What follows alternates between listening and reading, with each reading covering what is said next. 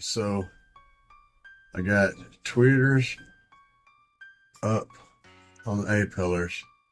I got mids up on the A pillars. Then I've got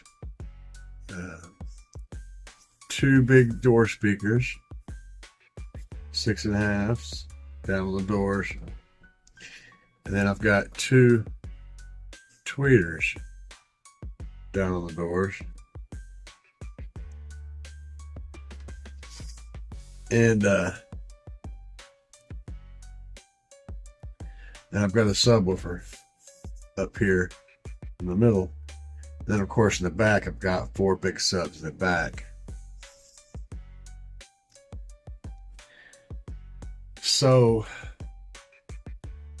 that is 1, 2,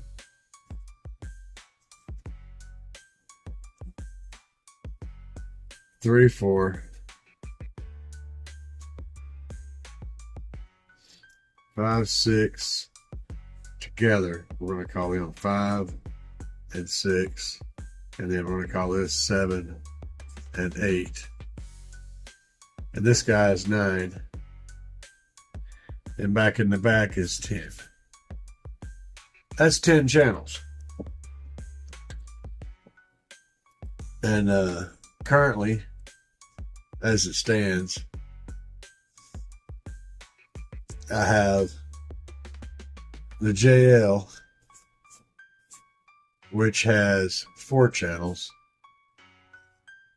and I have the Memphis, which is 1 channel, and the sub amp, which is 1 channel. That's 6 channels. That's not enough channels to do this.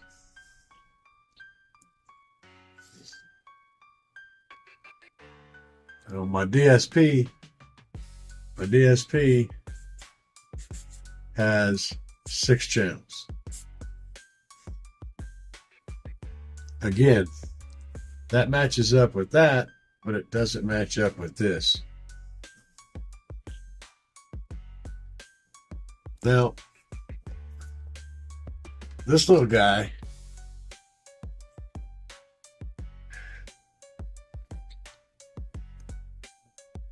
has 1, 2, 3, 4, 5, 6 channels. So it has the same channels as my DSP. But in theory, since it also has a control for front to rear fade and a subwoofer level control right here, I could use this to run the doors. If I did that, that would leave me with 1. If I put these together like I have them now, 1, 2, 3, 4, and then 5 and 6. So what I would do is I would send 1, like I'm doing with the A pillars now. I would send 1 and 2 to the A pillars. 3 and 4 I would send to this via the inputs here, right here, and it would be EQ'd full range. Going into here, I could EQ it out to whatever I wanted, but I'd be sending out 4 channels. So front left and right and rear left and right, in which I could drive these separately. The only control I would have to attenuate the tweeters would be the fader. So I could fade in from the doors to the tweeters back and forth to attenuate the tweeters down where I wanted them to. EQ these guys together on this. Time alignment would still apply because left and right are in the same locations. Crossovers would be these guys are getting a full signal, but I can limit the low part of the full signal and the high part if I want to with the DSP. So I can cut the low part down, you know, to say 100 hertz. So these drivers wouldn't get less than 100 hertz. And send that in. And so the signal that this thing would get would be 100 hertz to 20K. Then I'd be relying on the drivers themselves, these 6.5s, to roll off naturally up in the high range. And the tweeters, I'd be relying on the capacitors to stop them from playing too low.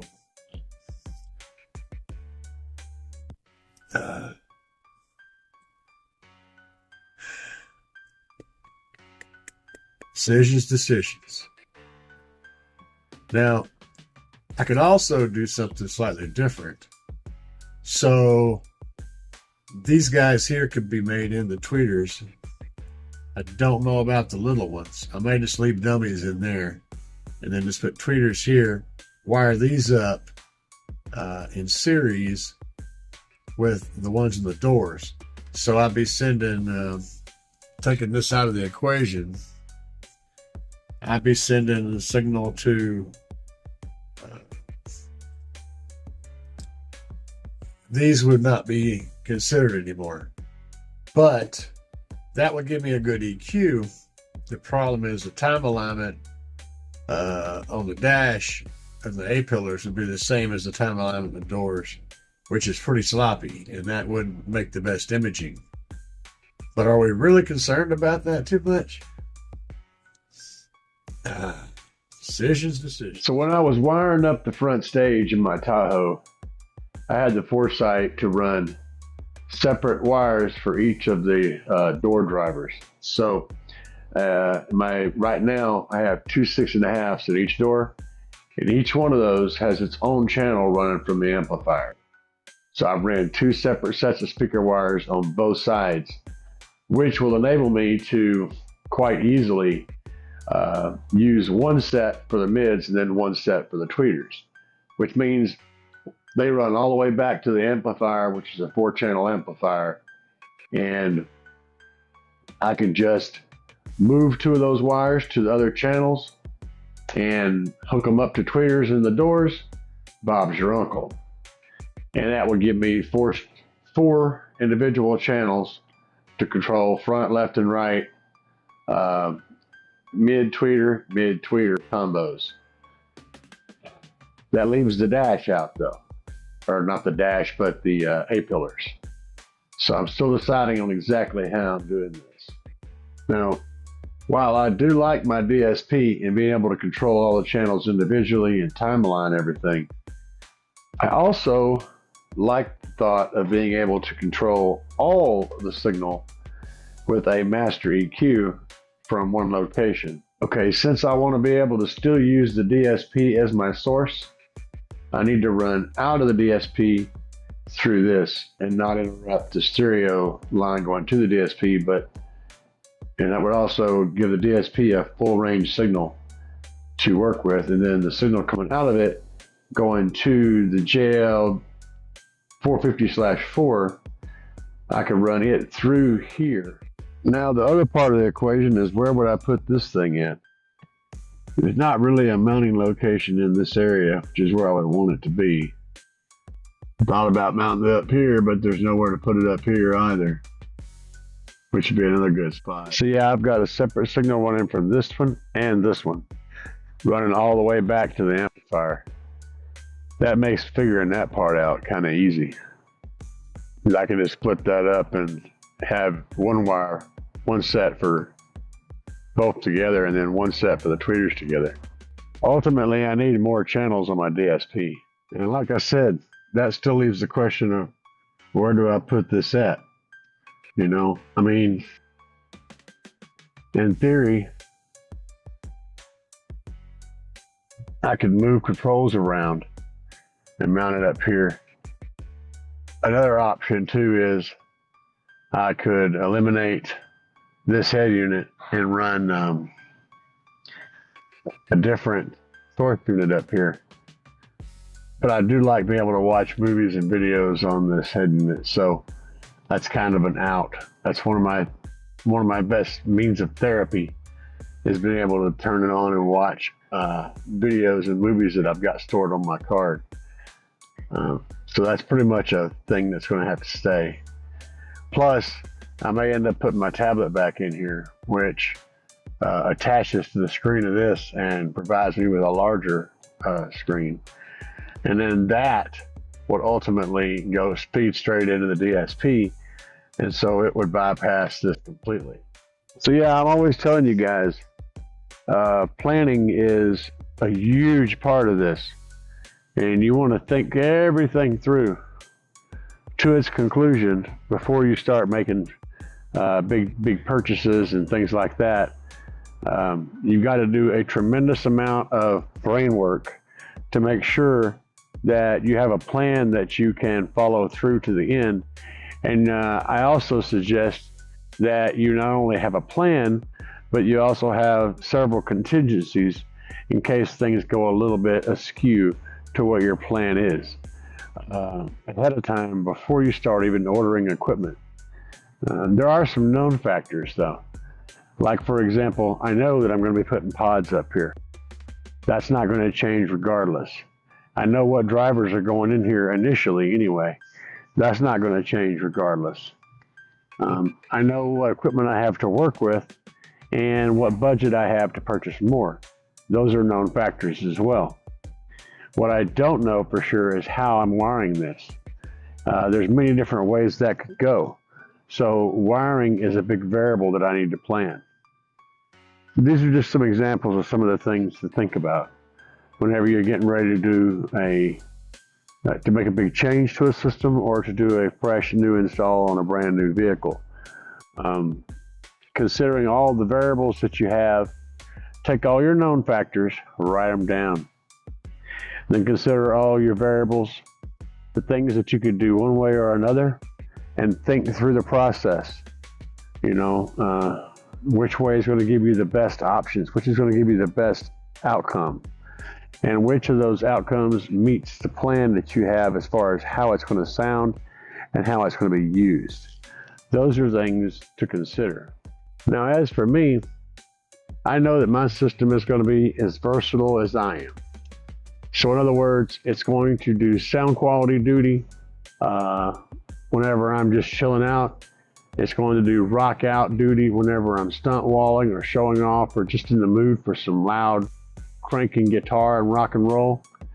And it's also going to pull hell hardcore subwoofer duty whenever I'm either possibly in a lane to compete or just wanting to drop tons of bass. So my system is going to have 3 different basic settings. I'll be able to set it up for SQ, be able to set it up for SQL or loud, and be able to set it up for full SPL. And because like me, a person who doesn't have a clear direction in life, I just go where the wind blows. My system needs to reflect my personality and my desires on what I'm trying to get out of it. And therefore, it's got to be extremely flexible. Now, I could do something like this, where I have this unit mounted in the same space with this, and have an actual functional little head unit set up this way. That would be fairly easy to do, but it would eliminate my screen being able to see. Now I could do something like this, and then I could put, you know, like a voltmeter down on the left or something else on the right, create a panel, you know, to make this work in the existing hole. But it would be tricky, and it would require some serious fab skills. Plus, I have some of this material that looks like brushed stainless or brushed aluminum, but it's actually plastic. It's got a thin layer of steel.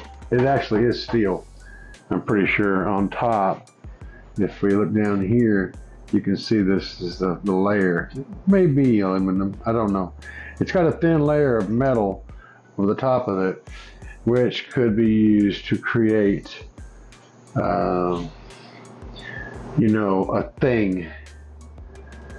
But the problem is my crafting skills and my crafting tools are very limited, and I wouldn't be able to make this material look like what my mind says it should look like, because like I said, my brain has got lots of room.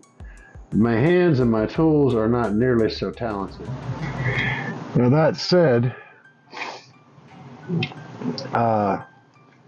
the whole assembly is 10 inches tall, stacked up like that, so they would fit here.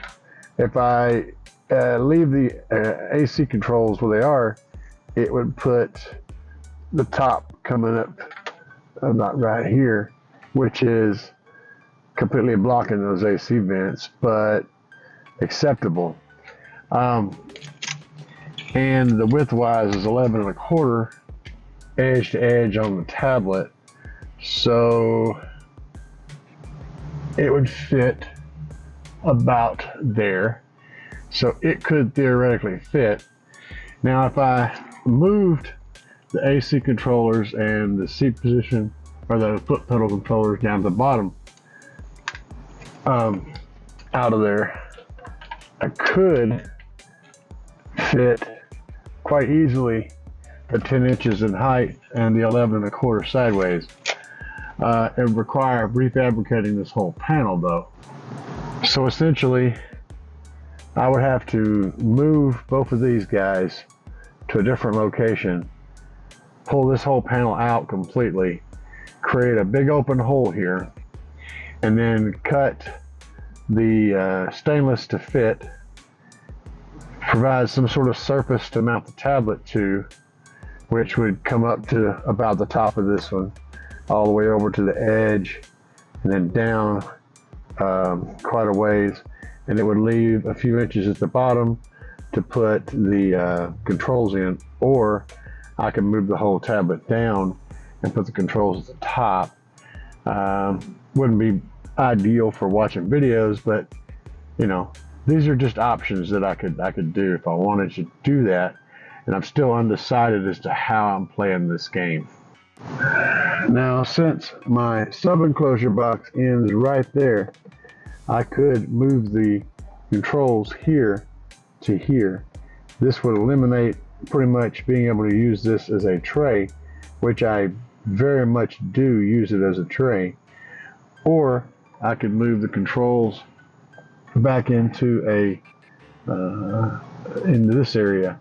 I don't really need access to them very often because I normally just set it on a temperature and let it bump. But you know, wintertime, defrost, all that kind of stuff, you still need to be able to get to them.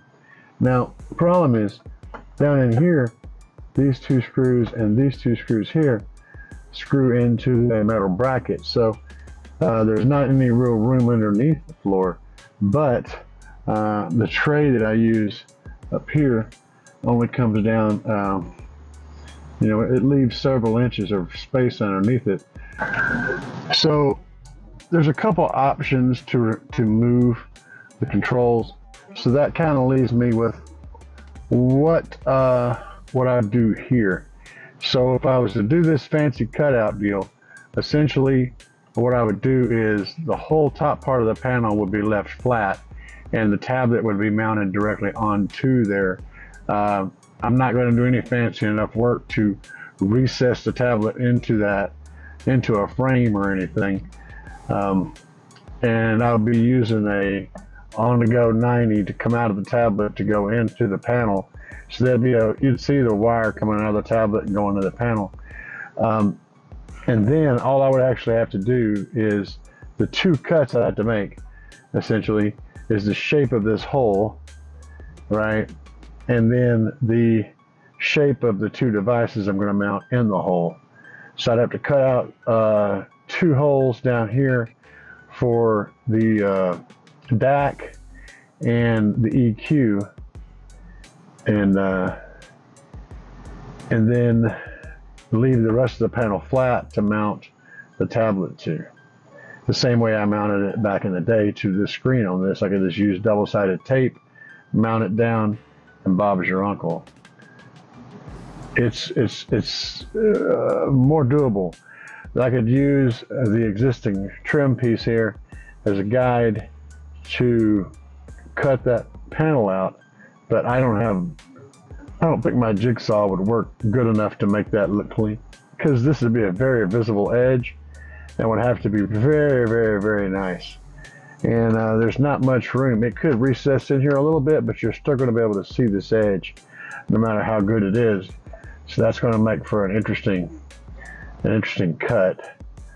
So yeah, I don't know, guys. I'm tossing it around. I am. So I'm gonna put this video up before I make any decisions. Any of my longtime viewers have any ideas you'd like to toss out there? The comment section is where you put them, and I'll be considering your ideas as I'm deciding on how I'm going to play this game. Hit me up, guys.